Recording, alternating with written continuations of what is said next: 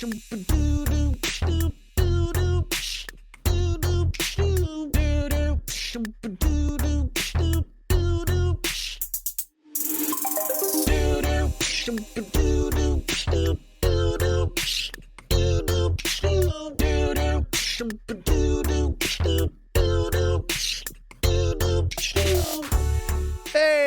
everybody, welcome to episode 167 of Tactical Crouch. It's 12:27 p.m. We are 27 minutes late for starting this 27 show. minutes on time. You know, in some parts of the world, we are 33 minutes early. Correct. Exactly. That's actually correct. Not next week anymore.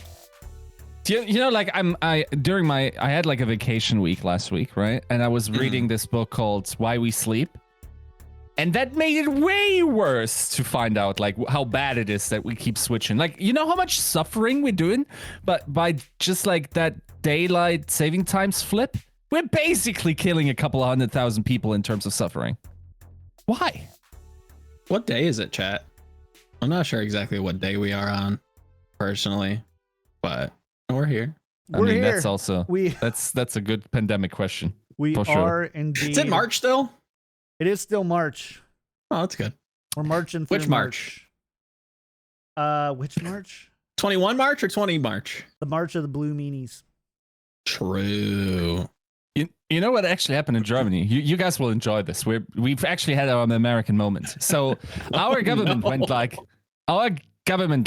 okay, we're going to close down like everything for 2 more days around Eastern, and we're going to handle it that way, and like everyone stays at home and like that type of stuff. Like only a couple of stores are able to open, only get groceries on like Sunday and whatnot.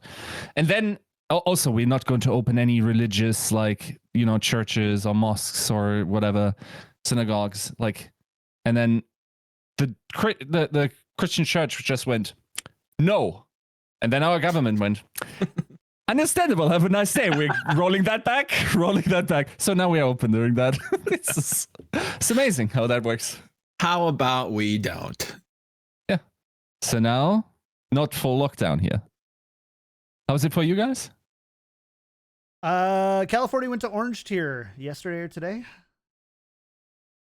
The governor comes on every once in a while, and she seems to have positive things to say. So we're doing all right, I think. At least in my state. I don't know. We'll figure it out. Anyways, we're going to talk about Overwatch as much as we can today because there's a lot of fun stuff to talk about here in the notes. Before we do, though, hi. We are glad you're here. If you like the show, go to patreon.com/tacticalcrouch. We really appreciate your support. If you like the show and want to support it, go to patreon.com/tacticalcrouch. Again, that's patreon.com/tacticalcrouch. Let's talk about the news, though. Brought to you by our patron producers, Refined Bean, Fredino, Battle Crab Lotion, Rex Zane, Sir Girthalot, Pork Chop Sammy, Cautious67, Shara, Nathan, Your Misery, Fabled Steven, Roger B, Chris R34444, and Bronze Bot Boo How. Thanks so much for supporting the show. We love you. And snap. Finger guns. Give you a little snap there. Also, if you want to support the show and don't want to do it through Patreon, you can sub right here at twitch.tv/Kickedtripod. We record those shows live every Wednesday at 12 to 12:30-ish, whenever Yiska decides to show up, basically. Yeah, and whenever my corporal form manifests that day. Okay, let's talk about this first one here, and that is we've got the new. And sorry, I know the window is a little weird here. I can't show it off very well. It doesn't look like.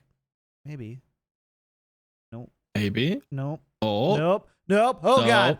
Oh God. We're in the Matrix. This is how season 2 ends.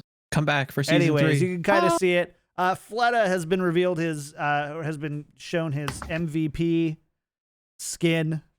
Called, what is it called again? Good versus Evil. Good versus Evil, yeah. And it's pretty cool. I like Yeah, it. I think it's all right. I kind of wished it was a little bit more like white and gold for the Angel. It feels a little like close to like the Echo's like normal like color scheme. So it just feels like Echo and like a devil cut in. But I think like the concept's really, it fits for a number of reasons. Just looking at his career as a whole, just an absolute, nothing to something story, just rags to riches through and through. I think the only thing that's really missing is an actual like championship, and I think he's really done it all. I think the hero is very accurate to his play style, but just his flexibility as a whole. Just I think everything is a knockout of the park. I think it's an A plus, and that's most of the positive things I have to say regarding Fleta's MVP skin. So we did get kind of some bad news, though, or I think it's bad news. This is the last MVP skin that we'll be getting in the game. Okay. Dude, I had a temper tantrum yesterday. It wasn't like, it's not what you guys think. Mm-hmm. Like the people that were with me in Discord didn't have a great time with me being like a knob about it. But like, is it really not obvious that this doesn't mean we're cutting all esports achievement recognition? Like, ooh, bro. Like, just esports recognition that generates money for the company, I guess. Yeah, but like, I mean, did you have the impression that these were not kind of like hype moments, that for the investment of time, that were actually the return of it is actually quite sweet? It's like a good thing to do generally. Like the cost reward ratio seemed never to be a problem. It's also like something for people to spend their BlizzBucks on that they get through viewing, adding in further incentive to that. So then like the reception and like the hype of it, like for instance, it's the most viewed video on the YouTube channel, for instance, like every time one of these skins is announced, like this creates a lot of buzz for the Overwatch League. So I don't understand how we arrive at the point where we think they just cut it and like are just going to be unceremonious dicks about it. I don't understand how that's the implication. Like some people said, oh, it probably wasn't profitable. So you can't blah, blah, blah, blah, blah. Like, come on, dude. My brain's melting for going into that direction. It seems very, very, very obvious for the reasons that we've mentioned on this podcast that we're simply getting a different cosmetics or monetization method or another way to commemorate these plays or players in a different way that doesn't necessarily mean the skin. Is the framing of this pretty bad, especially in the current context? Yes. Is that unusual for Blizzard? Hell no, my dudes. So, like, so you don't think that they're removing MVP skins in the future to shield themselves from the potential of 0% chance. See, I think I disagree. I'm a little bit more. I'm a little bit more charitable to that idea. I don't think that's the only reason why. And hopefully I'm representing John's point here, but celebrating people who could turn out to have or do things that are definitely negative in the future or in the past and they come to light. Let's just lie down and die, shall we? Yeah. And that's where I'm just like that I choose to believe that that's not a significant reason, but I do think that probably played a role in maybe moving away from these. And to Yiska's point, I do think that we'll probably get something similar, but it's a constant just, why can't you just kind of help us be positive? Just be like, hey, look, they're going away, but we've got something in the works. Just, stay tuned. It immediately tells me that like, hey, okay, let's just wait and see what they have for us. Instead of just going, this is the last one, bye. I think that this is a decision that was made in the last 2-3 weeks, however long it's been.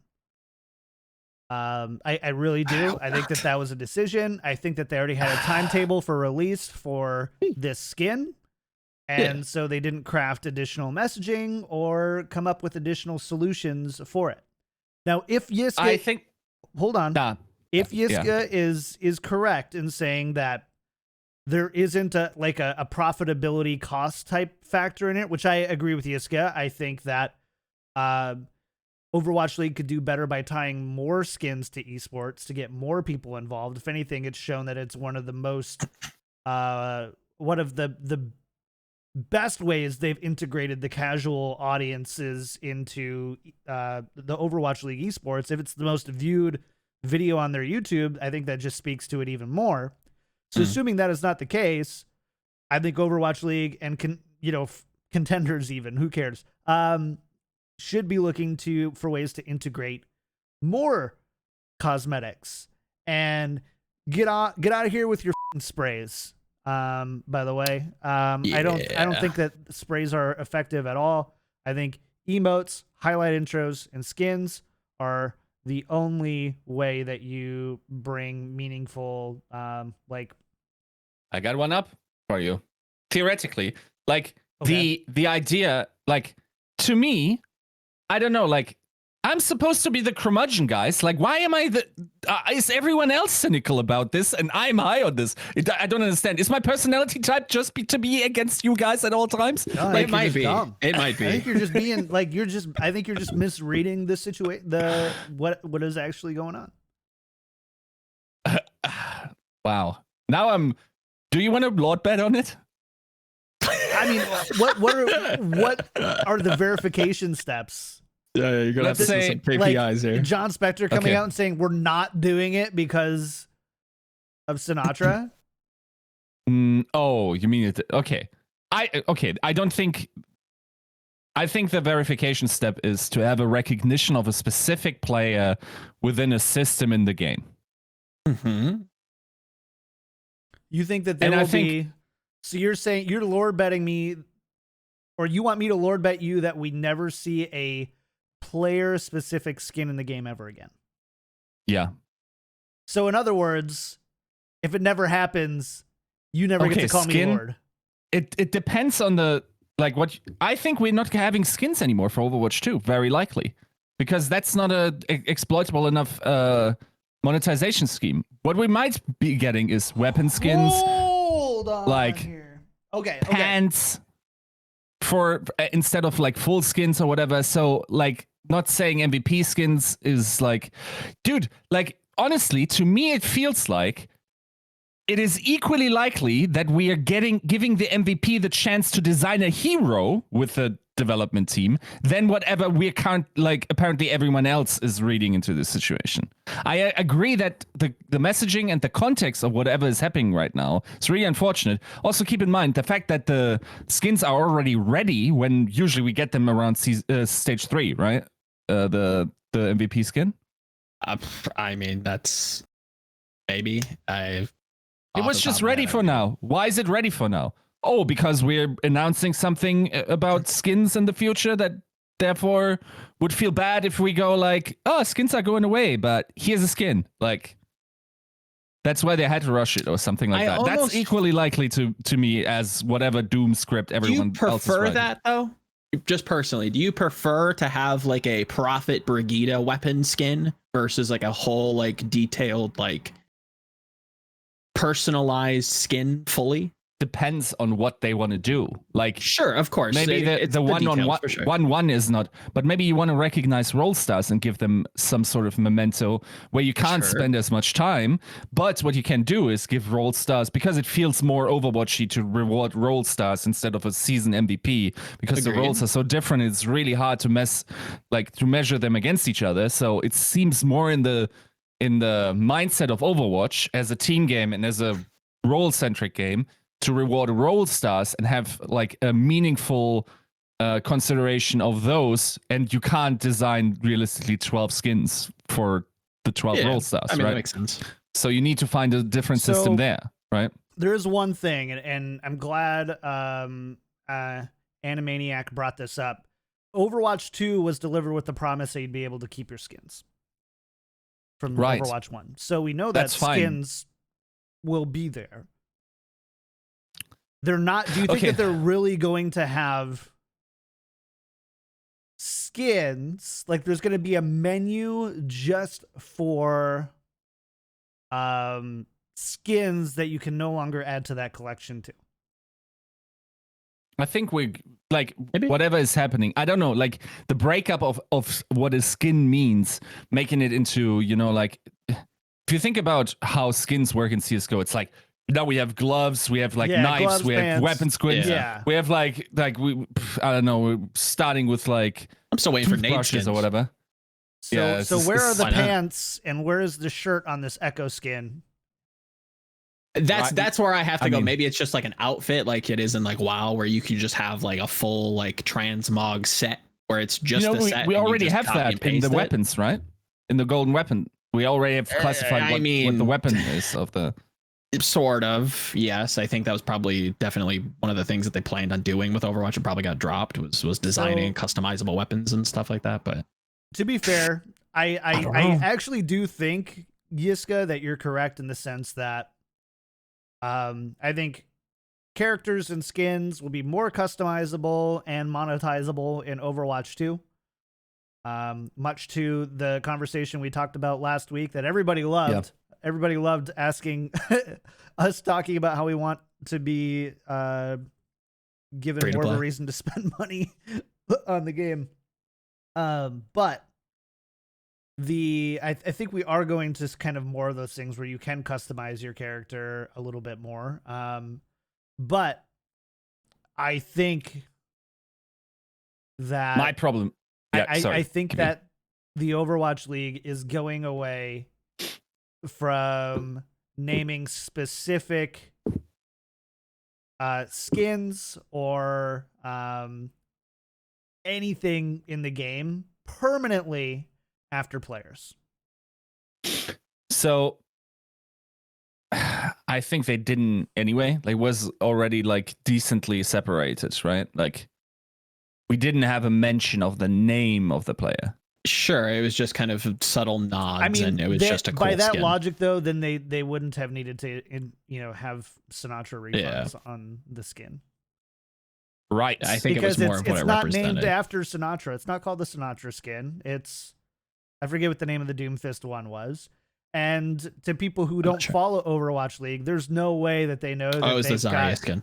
Sure, the alien Zarya. Oh yeah, sorry, Alien Zarya. Sorry, not Yeah. the Doomfist. But they was the didn't shot remove skin. it, right?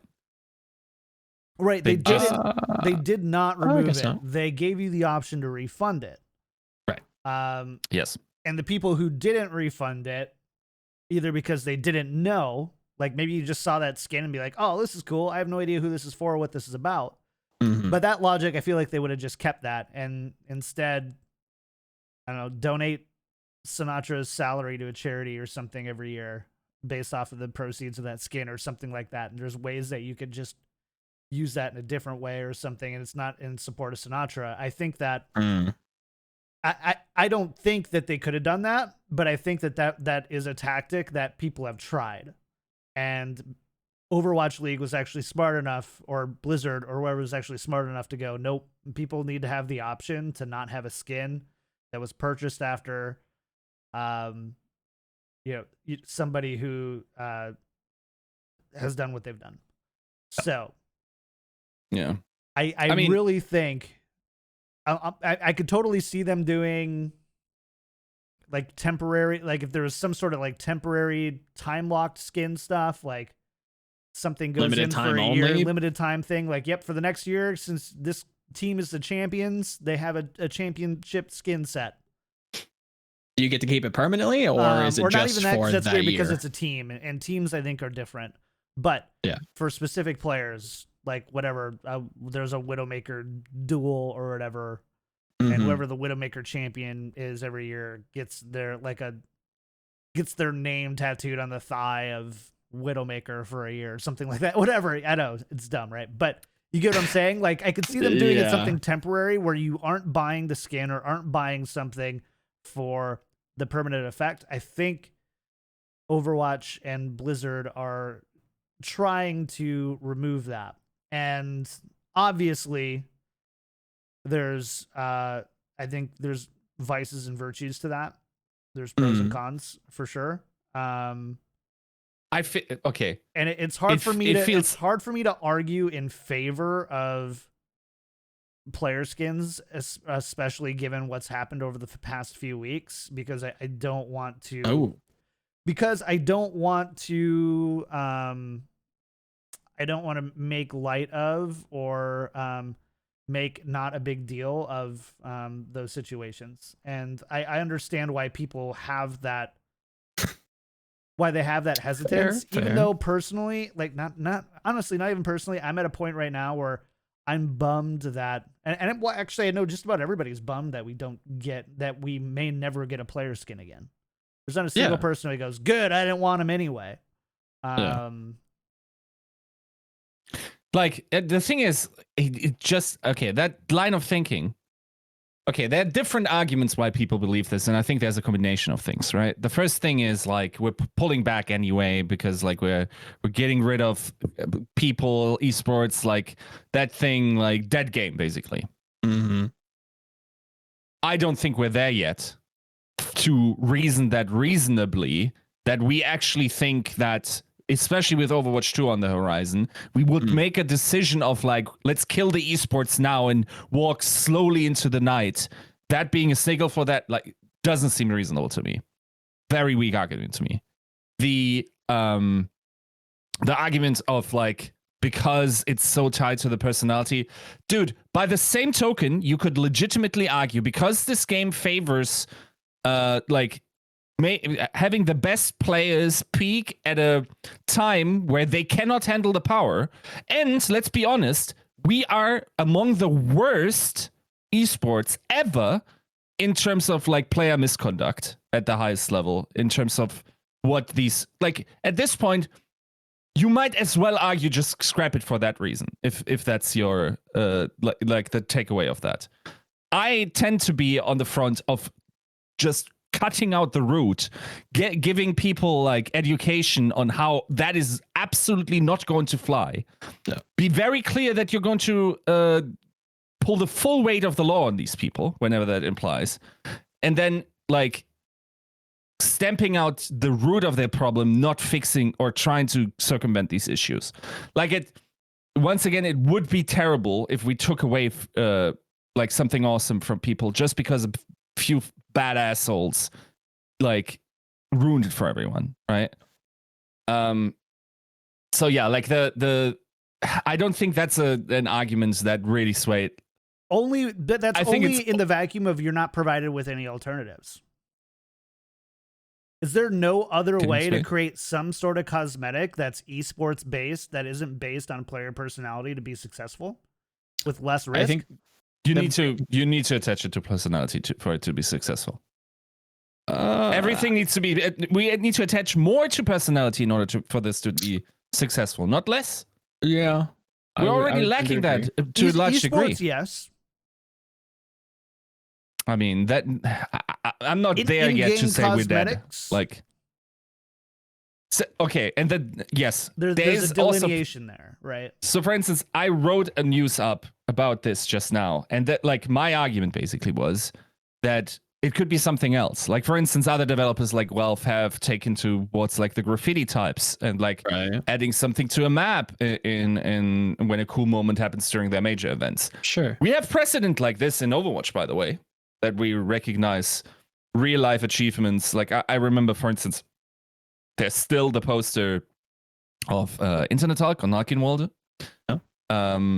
Now we got like the Venomous by couldn't tell you. Yeah, the new spray. The Junkrat spray. Yeah. Which is cool. Good on Blizzard. I'm not I don't think we're getting away from personalizing this game and having Leon. Yeah, yes. I think we can.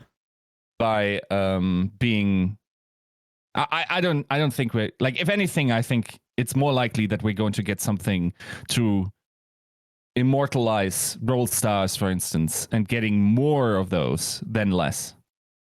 I think for me that's very clearly to be the more likely option of the two. It is strange that you're so positive about this because I really the alternative is just atrocious. 100%. That's a death red lift. That's actually the reason. Why are you sitting here? I don't do think this podcast. You truly believe this? I don't think that that's the only reason. I think I think it's a lot of columns, and it's probably a portion of all of them. But I think they have to supplement it in some way. I just don't know that they will. And I'm going to hold off on any kind of judgment on that until I've been proven otherwise with Overwatch 2. But until then, yeah, this is a mistake. I hope it gets reverted, and I hope it gets I tweeted this yesterday when we got the news, but I hope it gets repurposed in some way, like you're saying. Like I think the graffiti style like mementos on the map are fine. I think it's still a little bit more sterile than the skins themselves, and kind of capturing, what the player is and incorporating that into something that you can kind of play. Just looking at the Jonak skin, I think one of the top comments in the YouTube video is like something to the degree of, imagine you're so good at Zenyatta, you get your own skin made after you. I think like that already, just one person kind of going, wow, like this is really cool. I'd like to know more. I think that just bridges the gap for the casuals. And I think that's not something a piece of like a poster on the map does necessarily as well. I'm open to other ideas, personalizing things, but I think it really has to come down to like specific players. I don't think we're at a franchise level yet where you can go like, oh, I've been a Shock fan for some X amount of years, and I got in because they had the Shock skins. I still think esports is very personality driven. I agree with you.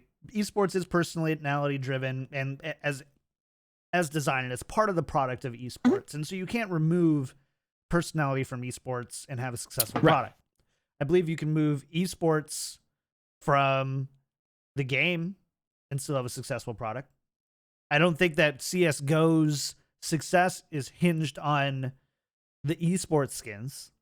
I think it helps, but if there's something that we're seeing here, you brought up Internet Hulk, you brought up Leon, is that Blizzard has basically said that it is okay to recognize you in our game because of your character and not necessarily because of your performance in the game itself. So those aren't contrasting to me at all, that we don't have an MVP skin anymore, but we do have these other mementos to individual people. One of whom was in esports, but it wasn't about what they did. It's about who they were. Right. And I can totally see in the future, in a new Overwatch 2 monetization model where we don't get 400 skins and just loot boxes every time we level. I personally believe that if the Jonak Zenyatta skin was announced as a singular skin that you could buy on the store for $5. Okay. It would have just as many views. Nothing to do with Jonak, nothing to do with anything else. It was just a singular special skin. That's what got the views on those the YouTube? skins. Yep, on the YouTubes. That's what got the views on it, is because it was singular and special, and that it was esports was a minuscule bump, if any at all. I agree. I think it is a minuscule bump, vehemently. but I think I still think that ignores the fact that we're bringing people in through these skins where they're like, wow, this is really interesting. Who is Jonak? Why is he so good at Zenyatta? What can I maybe glean from maybe watching him play? It's actually super cool that you're so good at something that you get to be immortalized within this game. I think that's adorably hopeful. I think we have proof of that. I think there's tangible proof. I don't think people go out of their way to make up just fake comments and just go like, oh. I mean, on a measurable scale. And again, we don't know that person. Measurable? We don't know that person doesn't watch Overwatch League. All I said is, imagine that you're so True. good that you have a skin named after you. I would write that comment. Sure, to be fair, and I don't really watch Overwatch League, so I think that does something to people who might not watch Overwatch League or might not understand what they're necessarily looking at. Like, oh, who is New York Excelsior? What's that? And scroll through the comments. I think it does some good, and I don't think it's just I think it does some good, but I don't Divorced. think that it has near the impact. Imagine if Blizzard in the future just all of a sudden every X amount of weeks, probably like 4 to 8 weeks, just had a singular exclusive legendary skin in the store for $5 to $10. By the way, this is my bet on the Overwatch 2 monetization model, by the way. Yeah. And Are these tied to esports at all, or is it just skins? Just skins. They announced it a I couple weeks dislike this ahead a of lot. time. I dislike it too, but Okay. they announce it a little bit ahead of time. They make a nice animated trailer about it. They make it a big deal, just like Fortnite has done when their new skins come out. Sure. And that is their most viewed content on their channels. I don't think you're losing that much by not taking the risk of tying it to a player personality. I think it's monetarily no. just Like for the game, it doesn't matter that much. For the esport, it matters a lot. Yeah. Right. A lot. Because it's I like think one of the best types of content. Like that's probably that we get. one of the only best pieces of content. That's one of the best bridges we have, and now it's burnt. So it's like, how do we bridge that gap now? Yeah. We have to wait and see, or just it's gone because of reasons, and we might not ever know. The only way to bridge the gap between Agreed. I don't think it's the only way. It's through the individual personalities of players permanently into the game itself. Again, I not the personally only way, don't no. like. I personally don't like the alternative. I am personally fine with what they did with the Sinatra skin, and in fact, I think it sends a stronger message. One of of hope and standing with victims and doing that. And when you recognize a player and you strip them of that title, it's much stronger of a statement than nobody gets a title at all anymore because so-and-so ruined it. So again, I don't want it to be that way. I think they're making the wrong decision if this is the decision that they're making. But I do think it's the decision that they're making. okay, but do you think we're not getting any recognition of esports achievements in the game then? Permanent recognition of individual players based off of their performance. Correct. The thing is, okay, so And the reason I know that delineates quite a few. I think the reason why that seems unfathomable to me is like that makes sense when you have already launched Overwatch 2 and you've decided that your stuff is dead. Then you can announce that type of stuff and make that type of decision. We're somehow still all believing that Overwatch 2 can do something for Overwatch viewership, right? Like we're not just rolling over, right? Like also with the F2P model and whatnot. So like to announce just drop that now doesn't make not much sense. Like you could have just said nothing, right? Like I think this is more like the reason this is in the article is because like you should have told us that we're never going to be able to purchase one ever again. And then you're like, yeah, I should have told them. And now everyone's just like, I feel like this is a ridiculous misinterpretation. I would fail everyone like literature in a literature course taking those informations and interpreting that way and writing that into the exam. Well, I feel like everybody's interpreting exactly what they're saying, but they're not reading into it, I think, as much as you are. The interpretation is not. In fact, if you're interpreting it in other ways, I think because you fail, the evidence sir. is very, very obvious to me. I think like, you fail. I would fail you, sir. I'm so ready to drop a grant on that bet, dude. Like, I'm so convinced that it can't be that, dude. Like, I agree. I don't think you're wrong. I'm just struggling to see the evidence. I think your only piece of evidence so far is that it's too untenable to be true.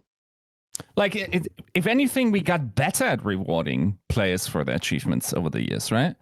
Yes, not necessarily within the game, but like now we're seeing like the different shoes type of things, like the all of that is totally suitcases. different. Totally different. Yes, it's by the league. It's not necessarily by the game. It's by the league. It's part of the esport. Yeah. It's part of it's like, and I get it. I agree with you. I think personal players should be They should have an avenue to be remembered, immortalized in their esport. Mm-hmm. Like, legitimately, I think, like, if you guys are right, then we have already decided that this esports is dead. Like, internally, it's already been checked off. I just like, there's no world in which I say, like, an esport can't be successful unless there's recognition in the game.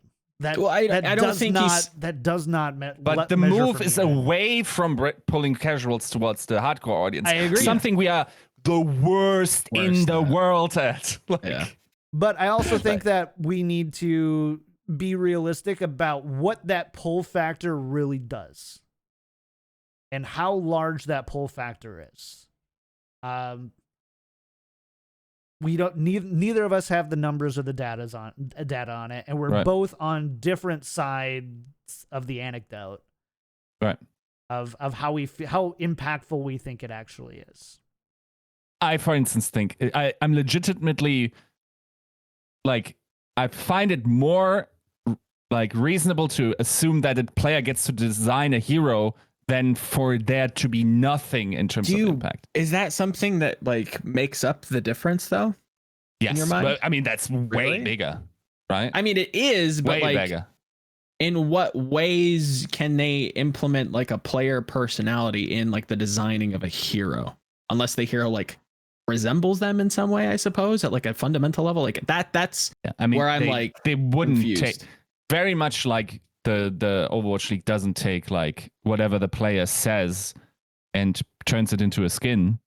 Players give ideas and can make suggestions towards which hero they want to have. Mm-hmm. But, like, in the end, it's like the player will get some input, say, like, okay, maybe this would be fun, whatever, blah, blah, blah. Like, I think that's a great I don't think reward. that's likely, right? Like, that's like a 5% chance. Whatever you're saying is 2% or though, something like that. Okay. And again, I think we're mostly in agreement that this is, like, a mistake. This should be, or should still be, a thing. Correct me if I'm wrong, if I'm misrepresenting anybody.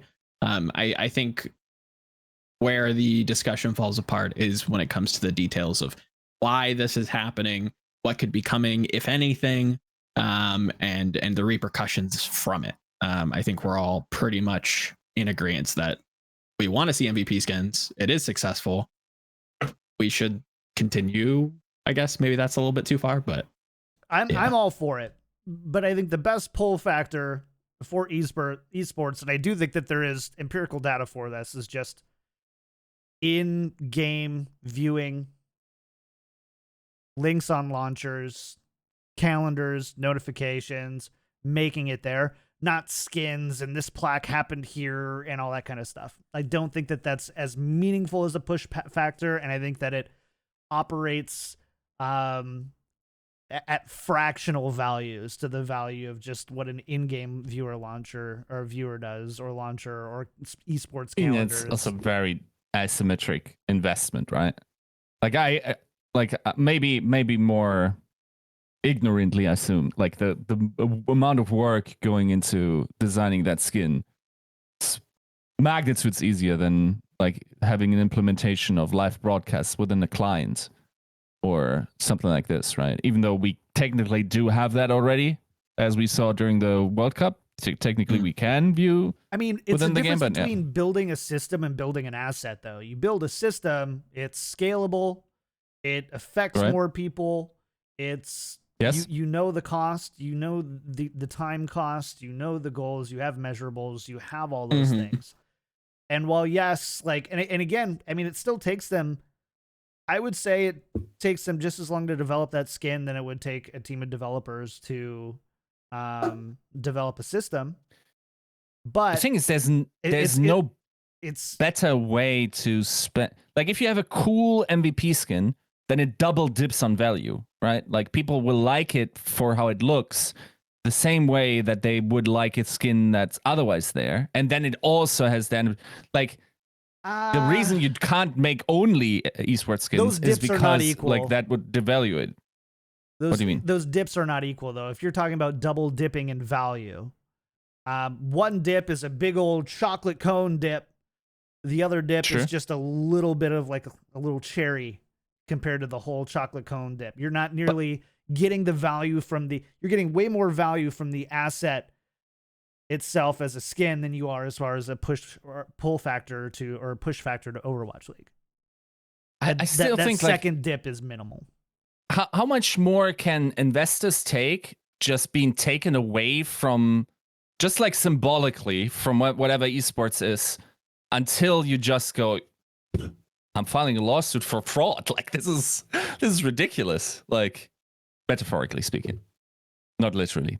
Yeah, in a video game. That might be a different conversation. I don't care what the Overwatch League promised investors. I just care about the end keep result in mind, being there's still a $500 million investment or something like behind this, right? So, like, that has some sway on the publicly investments. Yeah. Right.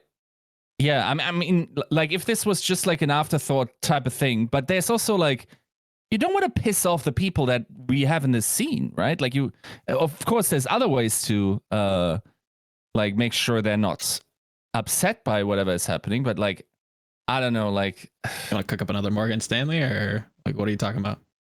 Nah, but like, people are building arenas, not exclusively for this. And by the way, I also think like a lot of those teams that currently are building the arenas will eventually necessarily become multi-gaming organizations outside of the Blizzard Activision. They're gonna have to. They're gonna have to now. I don't know if that necessarily was in the plans in the first place, but yeah, they're gonna have to.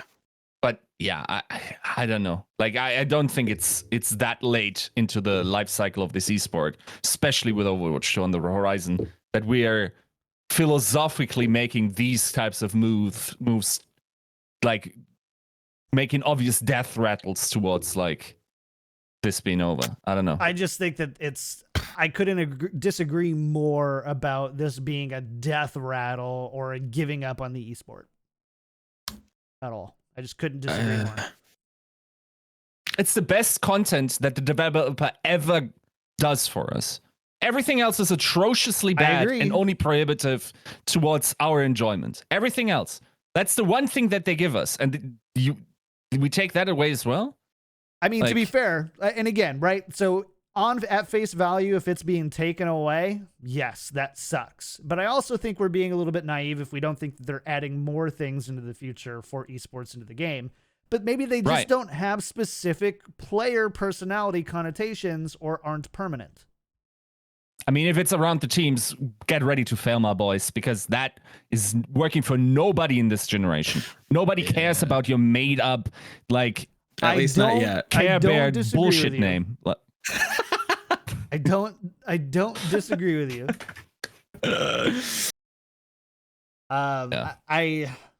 There's avenues that they can explore. We'll have to get there when we get there. And again, like Yiska, I think you're right. I think it is a net negative to remove player personality skins, permanent player personality skins from the game.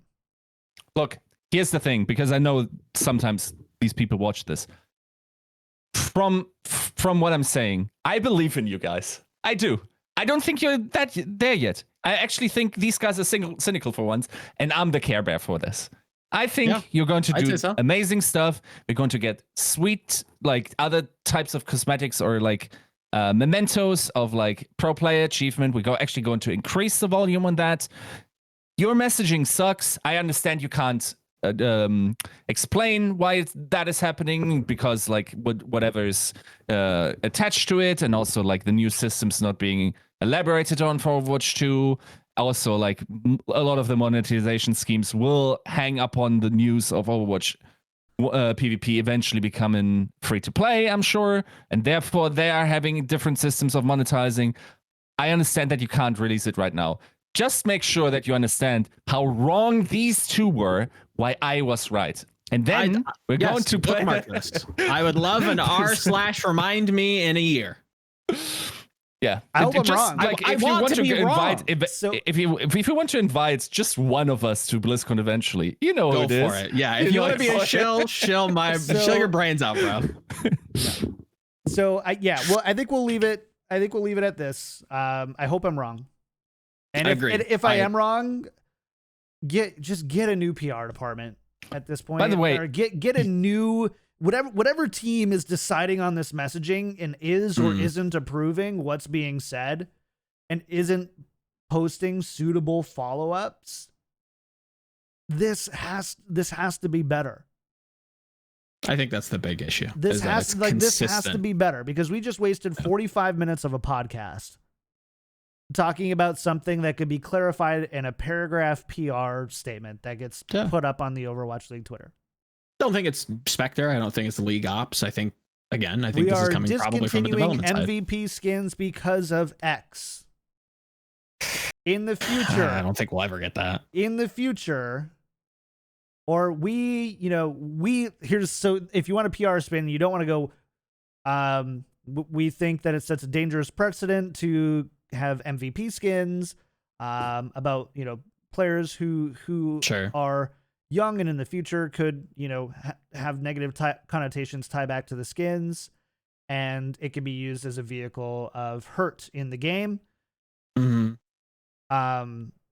Therefore, we decide we want to, celebrate esports in our game differently, highlighting great moments, great teams, great plays. Fantastic. Love and it. Limited time, or whatever, limited time skins celebrating player achievements. Like that. Like, again, you don't have to flesh it all out. You don't have to say everything. You have to say something. If you're taking something away and you're just taking it away and you're not announcing a replacement, or even saying we have a replacement, we're not ready to talk about it yet. Sure. I give them that benefit of the doubt every day. Agreed. So anyways. Big agree. Can we talk about, did you guys watch the Uber video? I did. That I did? Yes. I watched like 75% of it, yeah. Yeah, I watched it. I like Mitch. Glad he's back. I think the casters are one of the strongest assets of the Overwatch League as far as the production goes. Ando. Easily. That's one of the few things that we have left that, do rival, if not exceed, many tier 1 esports. It's that good, and the shoulder content around that is also very good. Uber is back. And he posted a video talking about just kind of the entire off season as he's gone into being a dad, how he's more willing to speak up and fight for himself as well as his other casters, to call people out. Because, I mean, I don't think anybody would, at least publicly, would say this about Uber. Uber was, by far one of the least controversial personalities that the Overwatch League has had on the broadcast as far as what they're willing to say. I don't mean controversial in the sense of like they're bad people, but controversial in the willing to say that they aren't as willing to ruffle feathers as, or leak. Leak. As Monty, as Custa, even Sideshow and Bren, even though like, again, none of it's done with malice. They just, happens. It just, it happens. Intentionally, unintentionally, they'll be candid on Twitter about if a sighting is good or a sighting is bad. And, Uber, for the most part, has kind of stayed more on the positive side of those things and just doesn't comment on the bad sightings or making fun of whatever. But that's changed, I would say, over this past off season. He kind of goes into, a bit more of a, goes into kind of an explanation of why that's changed. Talked a little bit about, getting the silent treatment from Riot and Valorant, which, yikes, if I'm Valorant, why wouldn't you want Uber there? I don't know. I think I've got a tinfoil hat, but neither the time nor the place. I'm here to talk about the voice of Overwatch. And I saw this video, and funnily enough, I tried to remember exactly what the article title was, Yiska, but I remember you and him having a conversation. I think it was at Take TV. And I think, again, a bit of take delay and credit for you. Again, I think he's easily the voice of the Overwatch League and the voice of Overwatch esports, has been for a long time. And I was not too much of a man to say that I welled up that we still have Uber back in the scene. from I think one of the first, if not the first, international competition.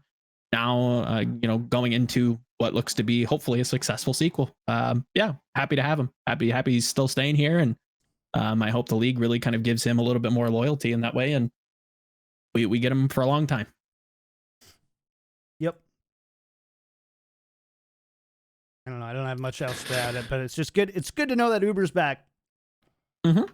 There's a little bit of like talking about freelancing that was a little bit scary there for a little bit. Yeah. Also weird to hear that Valorant didn't embrace him. I guess they're trying to cheap route and try. I don't think they understand what they are missing. Also, I mean, that's agreed 100%. But is it that strange that like they wouldn't lean on CS? Wouldn't lean on what? Like Counter-Strike talent first? Even though I think it's the wrong decision, but I mean, logically, it kind of makes sense. I don't think he has a lower market value than those guys, and he's a better technical caster than all of them. I mean, again, not disagreeing. Other than Salokist, who's out of the picture. Sure. As I understand it anyway. But everyone else is just like getting curb stomped by this guy. Yeah. I mean, he even says it. Like, he's at this point of confidence with himself, and I'm really glad that he's comfortable enough saying it. On a good day, he's the best play-by-play caster in the world. Yeah. And he's done CS in the past. Like, it is surprising, but I think, like, if I were to remove myself, I think there is a logic to going, well, this has been inspired, or the kind of spiritual successor to Counter-Strike. Why wouldn't we take or try to court the Counter-Strike talent as of today into our game? I think it's the wrong decision, but I think that's the logic. The thing is, fans do you bring in by bringing in someone like Van Silly, right? Like, you're bringing in CS fans. Yeah, well, I guess. The thing is, like, if I'm Valorant, is he not CS? I know how much I'm very hurt. Not familiar, right? If you're what? As Riot Games, I know if I get Uber. I know what that like. That's a knife in the message is. Yep. Yeah, that's a it might just be worth it for me because of that. Like, that might just be enough, right? And then, but yeah, like really strange messaging on that. By the way, what I will say, what is interesting. Okay, I know a little bit more. Knew this was coming in as well. But like, has the length of the contract been talked about? In the video? That I don't remember. But I thought I remember somebody saying it was more than a year. I thought he remembered saying it was more than a year. Yeah. I know that he said that it was... Because it was nice to not have to go year to year on a contract. Yeah. Right. He was very positive on like the size, and I don't remember the length, but he said that he was, well compensated, it sounded like. Okay. So long-term offer. Keep in mind...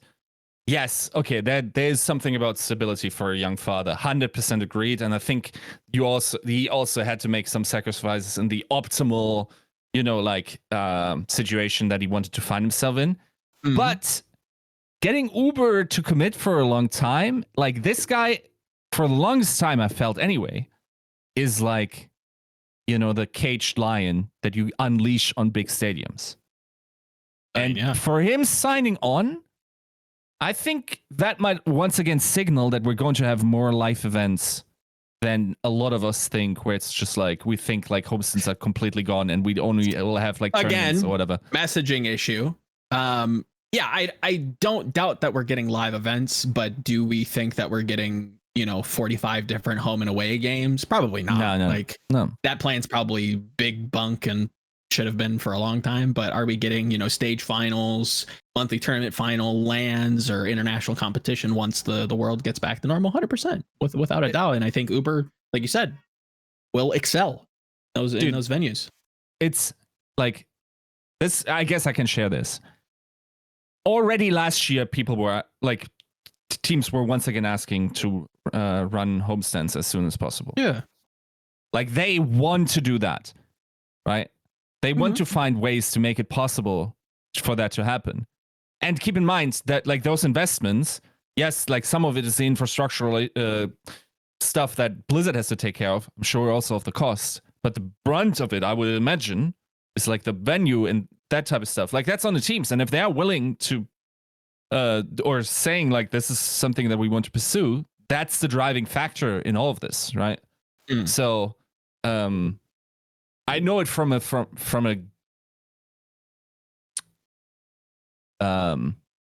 hopium amount of teams that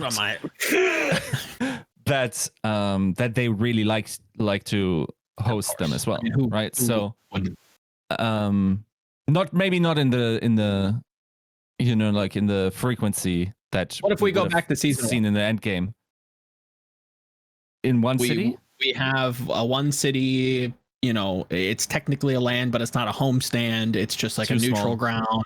Not It enough is for too audience. I mean, do you really expect to do like, do you want it to be online for like qualification and then a LAN? Is that something that you're personally into? Just from knowing you, I feel like, look, like that. I think, for instance, this is something I personally think Monty's wrong about. I don't think the adverse effects of having a small, like, yes, you can operate a league on like 40K viewers. You can totally do that, right? But 500 million. I don't know about a $500 the million atrophy. Yes, that's the thing. You could scale that all down and blah blah blah. But the atrophy of whatever you're losing in third-party coverage will eventually just like suck out the drive out of you. There's no like all systems that require viewership volume that add a lot to your scene. It starts with journalism, media creation, content creators, supporting like YouTube channels, podcasts, blah blah blah blah blah, that type of stuff, to like, you know, third-party software from like replay analyzing and like the systems, coaching, and that type of stuff, that type of industry that adds to the entire spectrum. It doesn't stay at 40K viewers then. If you're making it undesirable for these people to stick around, your scene will slowly die out. You cannot maintain it at that point. It is not a sustainable thing over a decade. It just doesn't work if you want to do that. Like you're getting rid of the important bits that of the industry that keep that alive, especially while esports is growing. The grass is objectively greener on the other fields, right? Yeah. So I don't think that's like nah. We need like Overwatch 2 needs to bring back at least season 1 numbers. I mean, actually needs to double them, because like we're living in a world where the last VCT tournaments, and by the way, companion streams should absolutely be counted towards total viewership. Agreed. Is a magnitude more than we sometimes get. It's impacting a whole lot more people on a very wide scale, and it's not just the numbers. It's just all of the different platforms that it's being shown on. Like you said, the companion streams are quite a widening of that hose that, you know, we're spraying on the lawn of Valorant, right? Getting a lot of content out there in large doses to people who either wouldn't necessarily be exposed to it or on the fence. So definitely a good thing that we could definitely use.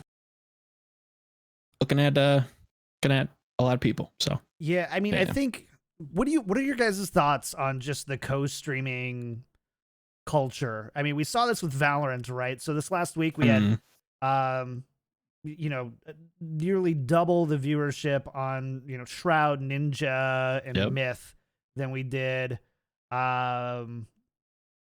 than we did on the mainstream. And again, like, it's very easy to say if there wasn't the co-streaming, a good chunk of those would probably be on the mainstream as well. But definitely not all. And it's definitely even less if those 3 streamers were streaming and doing something else. Yeah. So what are your thoughts on co-streaming? Because Overwatch League is, as far as I remember, is the most restrictive in the co-streaming it allows. It doesn't allow you to show the game feed outside of just I think you can show like the top part, right? So you have the time. The timer. Yeah. So you basically show the timer so people can like sync up and watch together. Do you see that as like the right move to do? Is that a mistake? I think it's a mistake. I think co-streaming should just be ingrained into into the DNA of esports.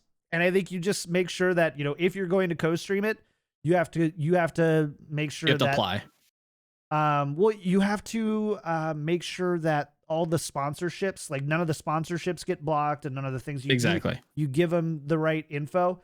Tim, that we co-stream the NFL now, right, on Twitch, and when Tim does it, he has to turn off his camera for ads as they come back up, and then he goes back to the game.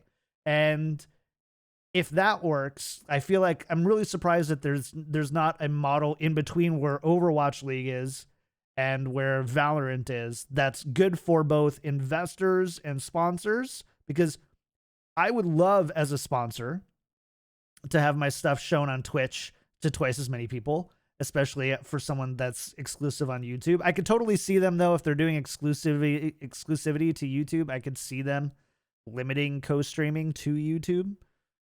I think it's better than nothing. I don't like it, but I could see that being a potential issue. But I don't know. That's something I'd like to see. Agreed. I think Riot does a great job when in League. If I'm still quoting the format the right way, I think its partner program does a great job of bringing large personalities in, like LS, and many of the other people over there. And we have Myth now and Valorant kind of coming in and restreaming a lot of the TSM games, kind of building a character as their pseudo coach, and having fun with some of these games. I think it does a lot for people. It creates a different broadcast that you might enjoy if you're a little bit more casual or you're a little bit more analytical and you want to go listen to LS mulled over the draft. Like, those are all things that are tailored to you. Do they have to be a little stringent, like John saying Tim has to remove his face while he's streaming the NFL and whatnot? Yeah, 100%. You still need to have that balance. I've waffled back and forth on this. I've seen the angle where it's like, does this take away from the main broadcast? Is that something the investors are into? But I think just as a net, I think it's just a net positive to get more eyes on the product. I think you could probably sell that to people from the top down. And yeah, I think it definitely is a big factor in the cutting edge, I suppose, as cringy as that sounds, of esports. It feels very esports to have individuals that are kind of born and bred in your game support the top league or the region's best, and come out there and show support. It does good for the league, it does good for the sponsors, does good for the streamers themselves. It seems like a win across the board, and it seems like another thing that Blizzard's just dragging their feet with, and a weird, dated and kind of archaic model that I hope changes. I hope John Spector can find a way to make this work, or facilitate it, or maybe he doesn't even have the power. I don't know. It's difficult to say, but I really hope that we get something to that degree, or some sort of messaging as to why they can't. But even then, I doubt that's coming. And to be fair, when these different co-streaming rules were put into effect, it didn't feel like co-streaming was as big of a deal. In like esports, at least, it didn't feel like it. But I don't know the CS:GO culture, or if they even allow that. For me, I only notice it being a really big thing with Valorant, but it's very big in League. Oh, it is big in League. Very, oh, okay. Yeah, it's very big in League. So it's but like there a again, Riot like thing. it feels very much like a Riot, like they're not developing, but like they're kind of setting the tone or the pace for a lot of these different things. I agreed when it comes to CS, I'm not as familiar. I know that you can watch the game in the client, I believe, with CSTV, and like there have been like co-streams in the past, but there again, it feels very invasive, where it is just like, hey, try to sync up and like let's watch the game together. It isn't just like a react to the game as it's happening. Yeah, I think Riot's doing a bang up job with their version of things. I think it should be an application that has to be filled out. I think there has to be like stringent rules and guidelines that people have to follow, and if they don't, they get their license revoked. And yeah, I think it's pretty cut and dry. So it feels like a win all around.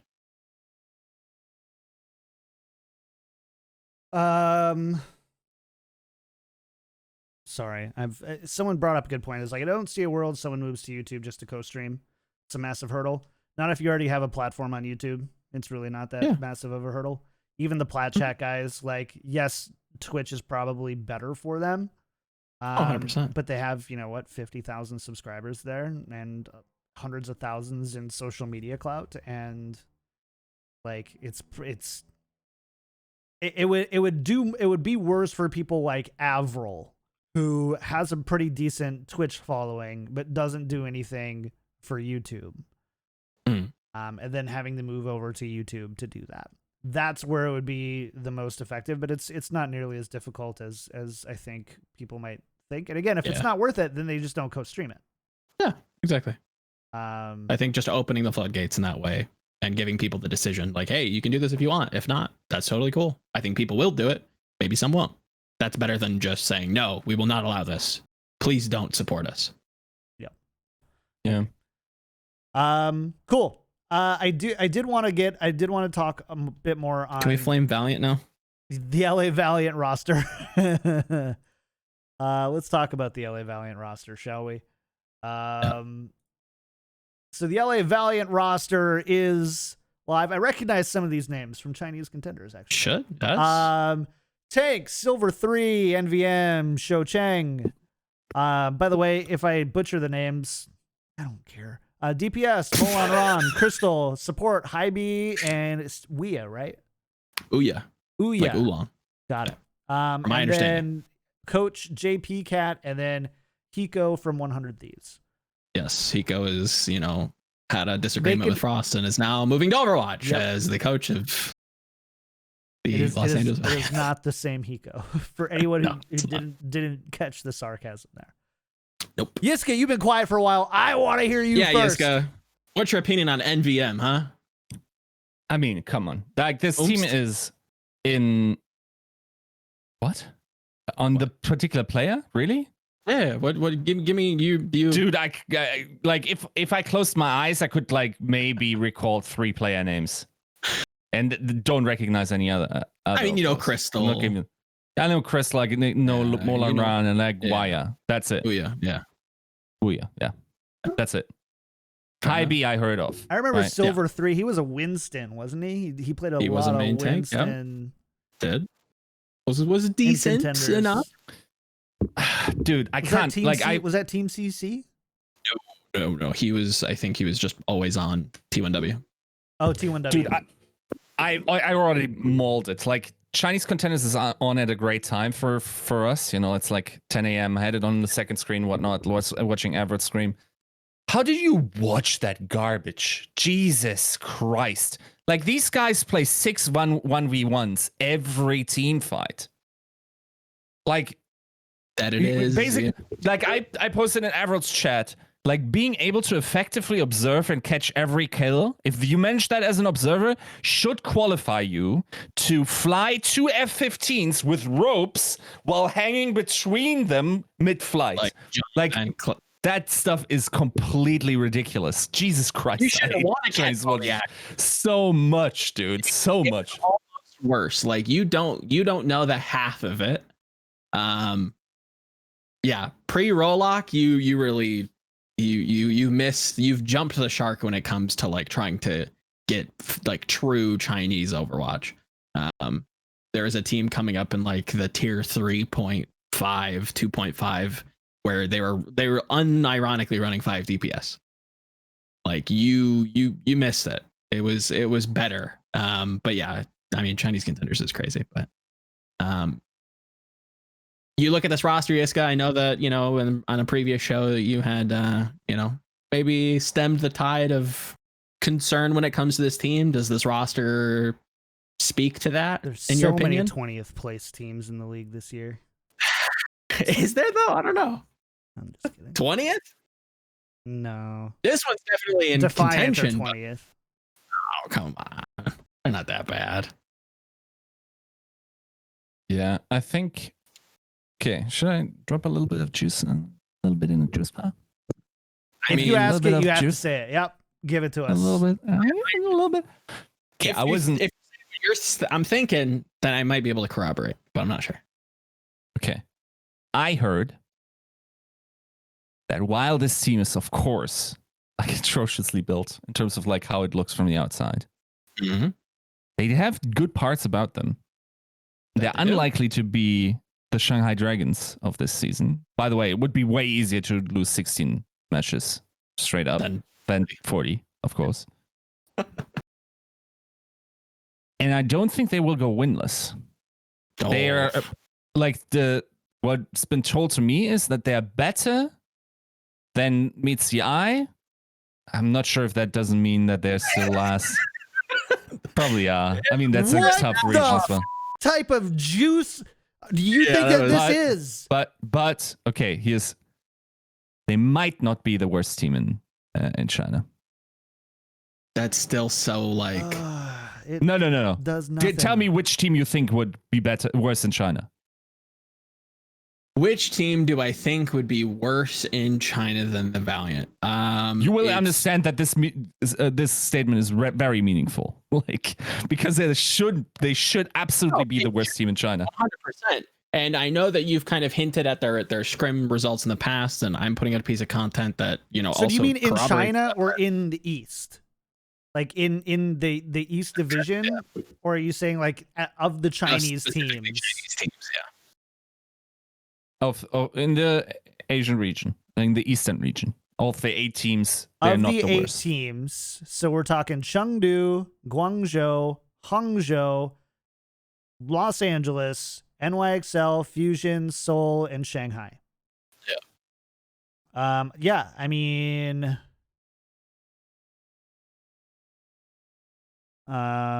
you would probably say Chengdu could be the worst. But they are fueled up, right? Like, I'm not going to tell you, by the way, but like, yeah. My mind was blown when I heard that. I was like, that is void as cap. Like, I don't know. I feel like Hangzhou could die at any minute. Yeah, I think there are some teams where they may struggle, especially when it comes to the hero pools. I really don't. Or how do I put this? I agree that this team probably will not go winless. I think the format of this league makes it very difficult for that to happen. Like you have to really mess up. The fact that there is an increasing amount of information coming from different places that like supports this idea that they are performing well in practice. Take that however you want. I think that's already kind of an interesting tidbit when you look at how poorly this roster is built. Again, for those who don't understand, NVM retired in 2018, has not played a competitive game of Overwatch since 2018, mind you. Again, not their only main tank, to be fair. Silver 3 has well enough or is good enough, I suppose. Their DPS line is very talented. I think Molenron and Crystal are very good. I think Cho Chang, if need be, can step in and at least play some DPS if they wanted to move him around. The issue is when it comes to main support. And that's where I do wonder if Hybe's actually playing or they have an additional player signed that just hasn't been announced yet. Again, they haven't even made an English announcement. It's just been strictly on Chinese social media. Or maybe they're trialing players. Again, we've had reports coming out or rumors that, you know, maybe they were going to sign somebody and then they weren't because of reasons. Who knows? Not going to comment. But yeah, the roster looks bad. I don't know that we have the full picture, though. I wouldn't be surprised in certain hero pools that they could excel and maybe take some teams close. I definitely think that from all metrics that you can measure this team on, I find it very difficult to argue that they wouldn't be last. I'm not saying that that isn't the case. I think it's very difficult to look at things objectively as we see them right now and say, this team is better than somebody like Spark or somebody like Charge. That may be, I may be wrong in saying that. But from what I see, looking at these players and covering them for a set amount of time, to be fair, and comparing them to some of the best teams in Asia, I struggle with that. I really do. I do not expect this team. I think, yes, they may have done well in the past in terms of contenders performance and maybe even in some early scrims, but I don't think that that's enough to kind of move a flex tank moving to main support and make me believe that they can consistently be not the last team in Asia. I do struggle with that. Unless there is some severe like heart attack law like if Spark is having to jettison all their players and we just haven't got the news yet, like at that point, sure. But it feels like to me that Yiska is trying to paint this as a season 3 Valiant team has now become a season 4 Valiant team. Nah. Dude, hold your horses. Hold. Nah, dude. I'm just saying that they're not Shanghai Dragons season 1. That's mine. Sure. Agreed. I think most people could agree on that. To be fair, they should have been. Shanghai Dragons season 1 is just an unprecedented thing in general. That should not be a barrier for anything we start going into comparing with people. I know people meme on it, and like anytime a roster comes out that doesn't look good, there isn't this looks like a 4-14 team or a 5-13 team. It's 0-40 season 1 Dragons, LOL, never gonna win a game. Surprised if they find their way out of the dressing room into the stadium, LOL. Like that's just Twitter Reddit analysis in a nutshell. Like I don't think anybody seriously thinks that this is an 0-40 team, especially given the peaks and valleys of most of the rosters that we see in the East region. But to be fair, like the way this is built, like it's actually like, you know, when you design a joke to like assemble like a group of people and you consecutively get more ridiculous in order to like build that incredible task. It's like, is Joe frozen, by the way? He looks at me so intently and then, oh yeah, PC crashed. Oh, okay. I was going nuts. I thought, what did I do? Cams might mess up for a little bit, chat. Sorry. So, like it's basically like, you know, okay, there's some good players in there. There's a controversial player that like basically robbed 2 teams. Like there's the guy that hasn't touched Overwatch professionally in the last 3 years. Like there's the guy that played a completely different role. It's the Mighty Ducks. It's what you're saying. It's the Mighty Ducks. It is incredible. Like it's the Goonies basically. Like.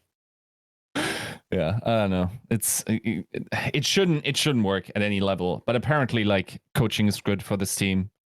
So we'll see how this develops. Of course, like 0-16, still possible. I think it's an incredibly on paper it should be an incredibly strong region. And of course, like whatever I said about them not being last might very well change soon because like people, of course, like if you're underperforming below your expectations to that degree, I think that probably like being worse than Valiant should hurt. Be difficult. I don't think any organization based on the investment in the Eastern region should be remotely close. But what did you hear, Joe? I'm interested now. You've already kind of mentioned this, and hopefully I'm not necessarily leaking anything. But I'll be kind of talking about this in a piece of content that it's basically waiting on the shelf. I have from an independent source, basically Alan, I don't think he'll mind me saying it's in the article, that, you know, he's heard that they've also performed well, but he warns against necessarily putting too much stock in it, saying like, hey, I don't think this is much to go off of.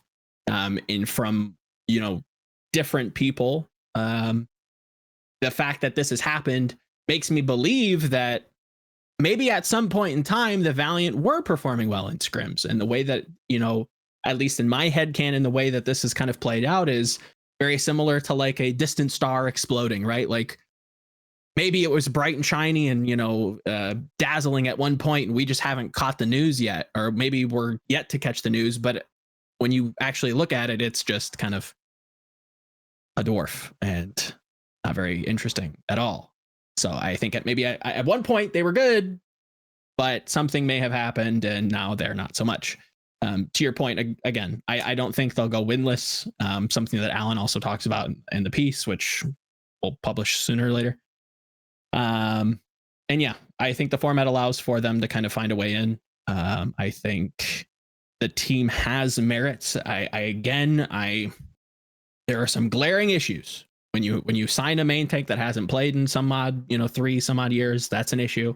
When you have a flex tank that, is promising in his normal role, move to main support, that's an issue. We, again, funnily enough, and it's actually surprising that nobody's actually made this comparison, where the Valiant consistently seem to be messing up when it comes to main support. The real ones know. There are some glaring issues, but I think barring the drama surrounding Crystal, I think he is an absolute stud when it comes to Chinese DPS. I think Molanron has been playing for God knows how long. I think he has merit, even though there are some issues there as well. I'd have to consult our resident Chinese expert, but I do remember him having some problematic stealth heroes, if you catch my drift. But there are some positive things here. Hopefully, at some point they can sign. Stealth heroes. Great name for a punk band, by the way. Yeah, that's what Doe's band was named in high school or college or whatever. Better than the Hard shout Boys. Out to Doe. Much better.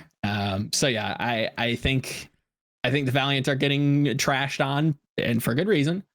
But to claim that they're Shanghai Dragons 2.0 is, I don't think that's true. Will they probably be last in Asia? Yes. Will they be last globally? They're in competition for it. But there's ways to improve this roster. There's people still out there that, again, could be signed if the deal was sweet enough. Let's hope that IGC and Lingon Esports can rally together and make a bang up team in the future. I don't know. Here's the funny thing, is that this isn't even, I think, the silliest thing that got posted this week. Okay.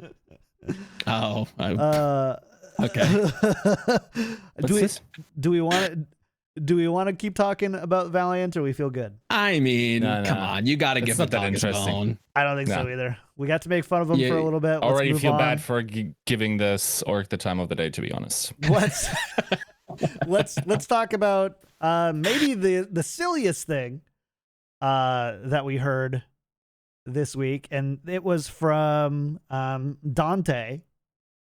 Dante's stream, and essentially, what did he say, John? You know what? Should I just pipe through the audio on it? Just pipe through the audio of the. I mean, we can fill if you need time to, engineer on the fly. I think it'll take me just a second. I think Yiska's gonna feel very validated in this. I think, again, take delay. I hate that I have to consistently big him up, but when he's right, he's right, and I think he hit the nail on the head.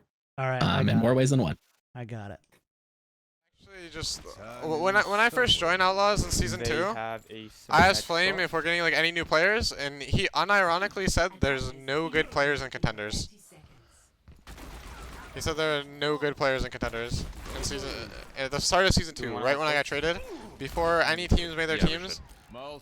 And then we were 17th, and all the expansion teams were good. But he said there were no good players and contenders. Killed them before they Actually, brain dead. No good players in contenders. Strong agree? Agree? Almost like in Outlaws season 1. Neutral? Oh. So, okay. I'll jump to a minor defense. I think we all on this show could probably admit that there were restrictions placed on him on who he could sign, or maybe the budget that he had to spend. I think we'd all agree in that, right? Sure. That's as much as I'm going to defend him. Next. Yeah, I mean, selling Smurf, great idea.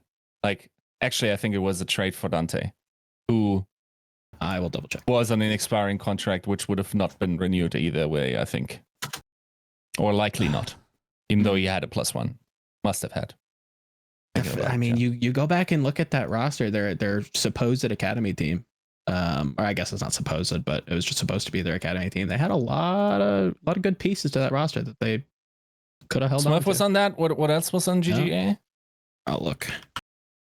Yeah. Sharp, Aid technically, Smurf, Kaiser at one point, Fisher, Gray, Aid, I don't know if I mentioned him, Kellar. Like there's some promising talent that you definitely could have it's not signed. overly like, but yes, like matter. GGA had Kaiser on GGEA. yeah. Yeah. But they also had a bunch of teams that if you guys recall, like they had they these did the multiple whole teams under thing. contract. So like it was a completely screwed situation. By the way, like to be fair, at some point someone will write a book at just how screwed up Infinite was and just how mismanaged this organization was as a whole, and what kind of ripple effects of atrocities this pulled through the esports ecosystem. How down low was it mismanaged though? Because we're talking about a GM level flame. This is a flame statement according to Danteh. Above. So top down. Yeah. Because I know some people. There's some people who are flame defenders, and there are some people who are very quick to flame. And I honestly don't really have enough information to have formed my opinion on where I stand on that. I generally like him as a person. That's about all I say. And the teams that he's been responsible for haven't been very good. That's about all I can say to it. That's the thing. Like, you gotta mention that I hate when people make a good point badly, right? Sure. Bro, I'm right here. No. Like that's my entire thing. Like, if you have a good point to bring up, do your best to get everything correct in the first try. Which I say while I'm about to probably say something that's incorrect because it's a while ago and like I don't recall the full. But like one has to fairly say like there were restrictions, of course, posted on him during the like whole series of like Valiant ownership, that type of thing, right? But Infinite as a whole was just like a mess in general, right? And the ripple effects of that on IGC and whatnot, like incredible. So, but whatever you can do with your money, let's not. In my opinion, that Outlaws roster massively overperformed in season 1 anyway. That they did. It's very true. Despite not making playoffs, right?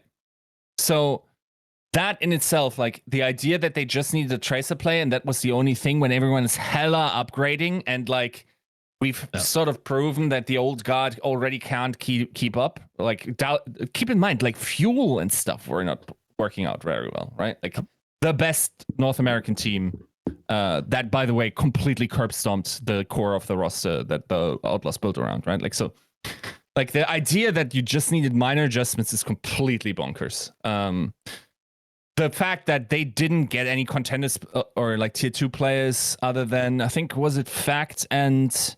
And that was later. That was much later. These were not immediate. Absolute bonkers. I think even in season 3 they didn't. So like all of this is completely messed up, right? And yeah, I don't think they had contenders players in season 3. Technically, no. I mean, then like signing stuff like Blase and Hydration on the same team never made sense to me, like that type of stuff. So I don't know, like it was mismanaged. Like the fact that people like this got the job over people like Nuki always rubbed me the wrong way. But true. What can you do? Like the system of like suggesting GMs was flawed in the first place.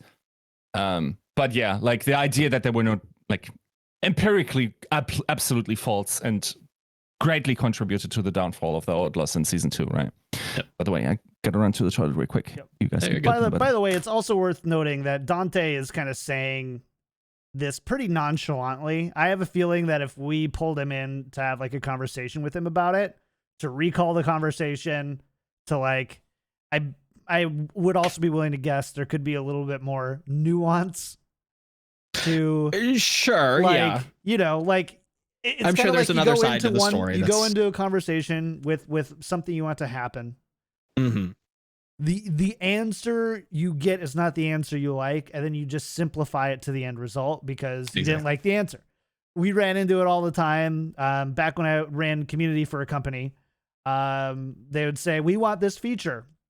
and we had a very transparent approach to how we approach feature requests, and we didn't feel good about giving you a sure, we'll talk to the devs about it and hopefully it shows up, or go throw it on a message board and upvote it and tell your friends and then we'll take a look at it. Like, we just rather, if we thought it was a good idea, we would say why. If we didn't, we would talk about the challenges or the reasons why we might not implement it. But what we ended up finding out is that people heard, no, it's too hard. Or, you know, when we talk about, here's the technological limitations to why we can't do this, or here's the other people that, you know, that rely on this feature working this way, that it no longer does. And then, you know, they'll go, oh, no, they said it was too hard, or that I'm just a minority, or my opinion's not important. And they just kind of like oversimplify it to like the most dense terminology that they can, to just like, I didn't get my way. I don't... Does it change your opinion with what Dream has reportedly said? I mean, so to put it jog out my there, memory, just to make sure we're talking about the same one. I believe it was on the most recent Plat chat, kind of going over the Valiant, and I think Donkey was in there for some reason. Quite a good episode. I think Sideshow had mentioned that while he was streaming, Dream had come in. They were talking about it, and Dream basically, from my understanding, corroborated that, Flame just didn't do anything, or supported Danteh's statement, basically. Got in a it. roundabout way. I believe that could be true. I also have known Dream to kind of do that same thing, though, or it's just like, no, they sucked. Very, very polarizing, or not polarizing, but like, he was very short with the answers. Black or white, like, just yes or no. There's not very, very confident in the way that they speak, and definitely got that from Flame in the past, you know, going on. I can totally see co-streams and stuff. I can totally see it. I just like, I want to make sure that we, part of it is like, why does it matter? He's QA for Destiny now. Like, what does it matter anymore? But sure. The point is, what a silly takeaway in season 2, where we arguably saw like the strongest class outside of the initial class, the strongest class of rookies that we've seen in any season. Thing is, I think, like, to say that he thought nobody was going to be good is probably wrong, because I think it is. He talked about wanting Stitch and stuff, right? Sure. I think you look at that Fusion University core. I don't think that he would. Yeah. I don't think anybody in their right mind would go, yeah, you know, that alarm guy, not very good. I think he's overrated. Yeah, I mean, the implied sub message might be, there's nobody good in contenders that we could buy. Exactly. Right? So. He didn't feel like he could upgrade, which, again, would disagree with. Yeah, it was all over the place. The fact that, you know, in season 2 they did make the decision, I think Fact Fiction was fine enough. They felt very, funnily enough, both Texas teams are very slow to actually make roster moves and get things done. It felt like they were holding on to people way past their dates. The fact that Arhan got signed to this team and basically never played outside of playing Brig every once in a while is just beyond me. The real ones will know, like, not the best player in the world by any stretch of the imagination, and the fact that you're going out, we get this now, and Arhan was signed. It doesn't help the whole nepotism argument. I'm not saying that's necessarily what happened, but it doesn't necessarily help the optics of that, I suppose. Yeah, Houston. I think they're turning a new leaf, though. I am interested to see what Junkpuck and Harsha can do with this roster that they've kind of cobbled together. But yeah, I mean, they're kind of, at least for the next few years or next few seasons, they're going to be kind of clouded with the past regime in a way. So what are you gonna do? Yeah. What are you gonna do? Here's what we're gonna do. We're gonna end the show. It's been a long one. It was a fun one today. We had a good conversation. Nice long one. By the way, I know not everybody likes every topic that we talk about. There's timestamps. That's okay. There's timestamps. Skip it. Just skip the conversations you don't like. But click the ads though. Click the ads. Go to patreon.com/tacticalcrouch. Leave a sub at twitch.tv/Kickedtripod.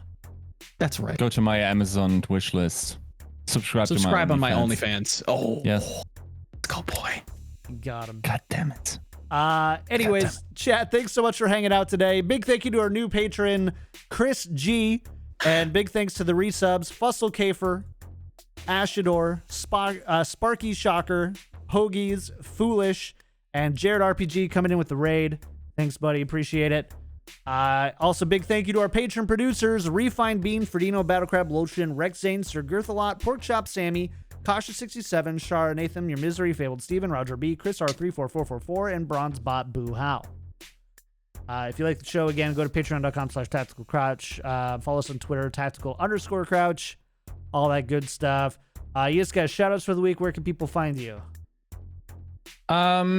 As always, writing for GG Recon. I put out an article today talking about why it makes Darwinian sense that Overwatch players are absolutely clapping it up in Valorant at the moment. Of course, FaZe like Baby Bay performing very well, probably one of the top 5 players in the North American scene at the moment, at least. Made it to the finals. Like, that's just a logical conclusion of who we filtered for in Overwatch. If that confuses you, read the article. I think it does a decent job at explaining my argument. All right. Joe, what about you? What are you up to? Kind of alluded to it on the show. Spoke with Kenobi and Alan, one of the Chinese commentators, on the Valiant, and kind of getting their take on the players that have been signed, the issues, the minor positives, and yeah, some insights there that'll be coming out sometime soon. For GG Recon, we have a interview with the Vancouver Titans head coach Flubby, who was very wholesome. A lot of inspiring. I think it probably is better deserved in actual audio format to kind of hear like the excitement in his voice when he talks about, slogging away in contenders and never really being able to like see or like interact with those players like in person, and the fact that he gets to now with, the people he kind of rose up the ranks with, or at least some of them. It was actually pretty touching. It was actually really cool to hear, and I respect the team and I hope they do well. We'll come to blows when it comes to power rankings, unfortunately, but yeah, I think deserves a lot of respect in his career and what he's done so far. So go check that out on GG Recon. Still doing the co-stream, not necessarily co-stream, more reviews with Mushu Beef over on Broadcast GG's YouTube or Twitch channel. Talked about EU Valorant, but I think I'm gonna have to buy a train whistle, lads. I think I might have to pull a trick out of Monty's old book, because I'm liking what I'm seeing from Korea. I'll say it now. So if you're into Valorant, go check that out. And yeah, some stuff in the works, and they never learn, find it if you want. They never learn. They really don't. Learn. Yeah. Yeah. Cool. As for me, I'm pretty busy. I haven't had much time to do anything fun. I've been wanting to I think get back into watching some Valorant stuff. Haven't been able to do that. Been playing some Valorant. Good. Played some Overwatch. Running Torghast. Oof. I'm glad I'm over that. They changed which legendary is best for Shadow Priest, and now I have to bless up. I feel for you. Get another one. So dude, I saw the views on your YouTube videos. Jesus Christ, you're popping. Yeah, dude. I mean, I don't know about popping, but it's been really cool to see people tuning in to the videos. So thank you. If you better than most Overwatch League franchises. YouTube.com/Kickedtripod YT. Yeah, I'm very useful on the multi-track OBS recording. I use that to set up. Yeah, I've kind of got like a tech audio streaming angle to it all right now, and so I'm working on some like a webcam review, and I've shot it a few times. I just haven't been happy with it. I have some other topics and stuff I want to discuss too, but yeah, it's been fun building up that little account from nothing, because we transferred it. It used to be, the show used to be at youtube.com/Kickedtripod, and then I rebranded the vanity URL, took all my personal videos out, re-uploaded a couple of the good ones, and then reshot some other ones. And I've just been kind of doing that there, and it's been really great. Good enough that Elgato sent me the sound panels to review, so that was cool. Hey, Hold on. Yeah. So, good all right. stuff. That's going to do it for us, chat. Thanks for hanging out. We will see you on next Wednesday for another episode of Tactical Crouch. The week after that is when we're going to be starting power rankings. We're going to be doing 2 weeks of power rankings. So get ready, strap in. We might do something where maybe we can do something with, I don't know, Fish and Eric or something to like get some aggregate Tactical Crouch rankings. Okay. Like we Maybe did a community for, poll. Yeah, where because we did that with the players, right? And that's how we populated the spreadsheet with the best available. I'd be interested if we could do the same thing for power rankings. That would be super fun to do, and just kind of compare ours. And then I think we'll set it up and do everything in sheets so that we can kind of reveal everything. I'll have to talk to Eric about that. But yeah, anyways, that's going to be coming up soon. For those who are wondering where our power rankings is, it's coming. They coming. And Overwatch League is launching just around the corner. We're so close. Thanks to everybody again who's been hanging out. We'll see you next week. Bye.